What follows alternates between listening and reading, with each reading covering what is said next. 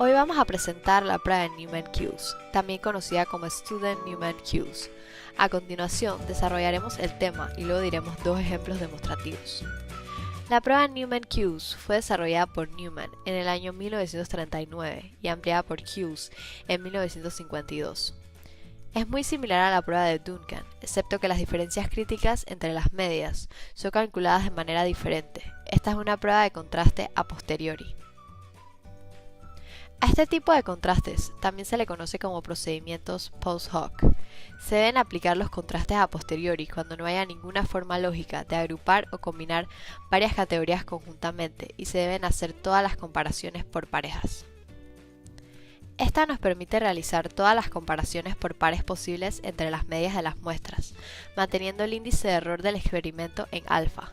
Se asemeja a la prueba de Tukey.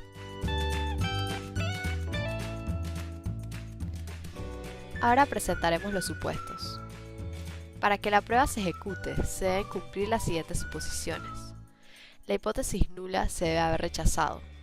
También, las varianzas deben ser homogéneas y debe existir una cantidad parecida de sujetos en cada grupo. El procedimiento para realizar la prueba de Newman-Hughes será presentada a continuación. El primer paso es verificar si el análisis de varianza es significativo. Luego, debemos calcular y ordenar en forma ascendente o descendente las medias. El tercer paso es plantear la hipótesis y las reglas de decisión respectivas. La hipótesis nula establece que todas las medias son iguales, mientras que la hipótesis alterna establece que por lo menos una media es diferente. Esto nos lleva a la regla de decisión, que establece que se descarta la hipótesis nula si la diferencia absoluta de las medias es mayor al comparador Newman-Hughes Kp.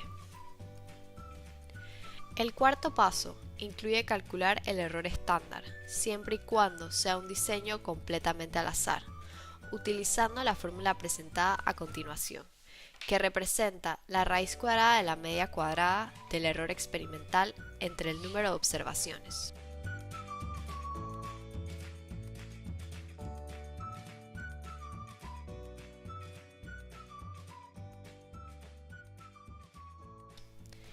En el quinto paso, debemos calcular los comparadores Newman-Hughes, utilizando el número de medias, los grados de libertad del error y el valor Q encontrado en la tabla 8 de Montgomery. Luego de haber realizado este procedimiento, se debe calcular las diferencias de medias y elaborar el cuadro de rangos múltiples. También se debe comparar los valores obtenidos en las diferencias de medias según su posición con los valores correspondientes. El último paso es establecer qué par de medias son significativas mediante un asterisco y cuáles no son significativas mediante las letras NS. A continuación pasaremos a la parte práctica.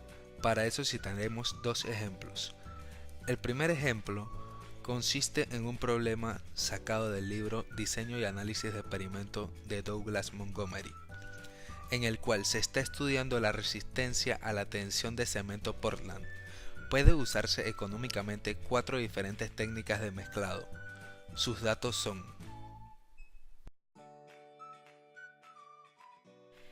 Debemos verificar si el análisis de varianza es significativo mediante la ANOVA.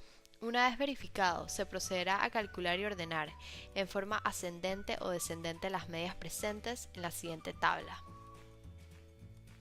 Debemos recordar que el cálculo de las medias se realiza sumando todas las cantidades de las filas y dividiéndolos entre 4. Nosotros decidimos ordenar las medias de manera ascendente, teniendo como resultado que la media 4 es igual a 2666.25, la media 3, 2933.75, la media 1, 2971 y la media 2, 3156.25. Al finalizar el ordenamiento ascendente como descendente de las medias, se realiza el cuadro de rangos múltiples, donde se ubican las filas y las columnas. Las filas representarán las resistencias ordenadas ascendentemente, mientras que las columnas representarán las resistencias ordenadas descendentemente. Estas serán denotadas por una media asignada. Dentro del cuadro se estarán comparando y calculando las diferencias de las medias de resistencias adyacentes utilizando la ecuación número 1, que representa el valor absoluto de las diferencias de las medias. En el siguiente cuadro se presentan los pasos previamente descritos, que representará el cuadro de rangos múltiples para las diferentes medias para la resistencia de tensión. Luego de realizar las comparaciones de medias, pasamos a identificar la cantidad de medias. Esto se realiza contando de izquierda a derecha, como se presenta en la siguiente tabla. Al terminar de identificar la cantidad de medias por comparación, procedemos a realizar el planteamiento de la hipótesis y la regla de decisión para cada comparación de medias de la resistencia a la tensión.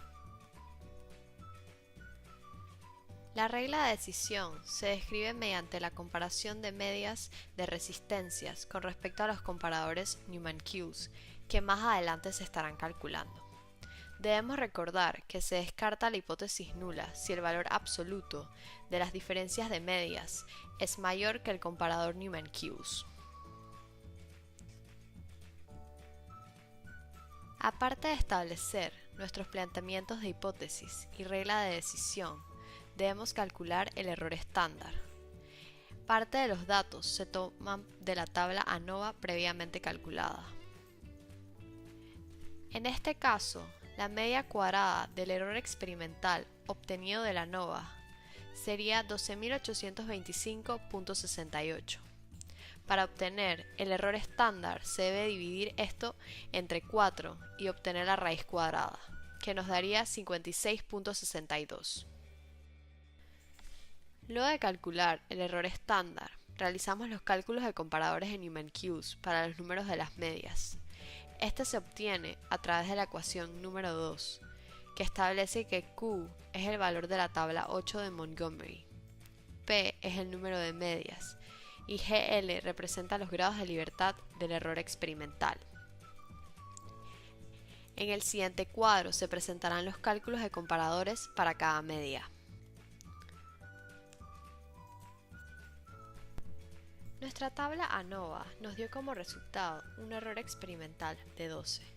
Por lo tanto, debemos buscar en nuestra tabla de Montgomery este número, y se obtiene para la media 2 un valor de 3.08, para la media 3 un valor de 3.77 y para la media 4 un valor de 4.20. El error estándar fue obtenido a través de la fórmula estudiada anteriormente, obtenido 56.62. Mientras que el comparador NK es la multiplicación del error estándar y el valor de Newman-Hughes. Los comparadores de Newman-Hughes nos dieron como resultado 174.38, 213.45 y 237.80. Posteriormente, se realiza la comparación de diferencia de medias con los comparadores Newman-Hughes y las diferencias significativas las denotaremos por 2 asteriscos, mientras que las que no son significativas las denotaremos por NS. Al comparar ambas cantidades, tenemos como resultado lo siguiente: 490 versus 237.80, 222.5 versus 213.45, 185.25 versus 174.38, 304.75 versus 213.45, 37.25 versus 174.38 y 267.5 versus 174.38. Finalmente, pasamos a concluir sobre nuestros resultados obtenidos de las comparaciones de las resistencias de tensión y las comparadores Newman-Hughes. Existe diferencia significativa para la resistencia de cemento en el par 2 y 4, en el par 2 y 3, 2 y 1, 1 y 4 y 3 y 4. mientras que no existe diferencia significativa para la resistencia de cemento en el par 1 y 3.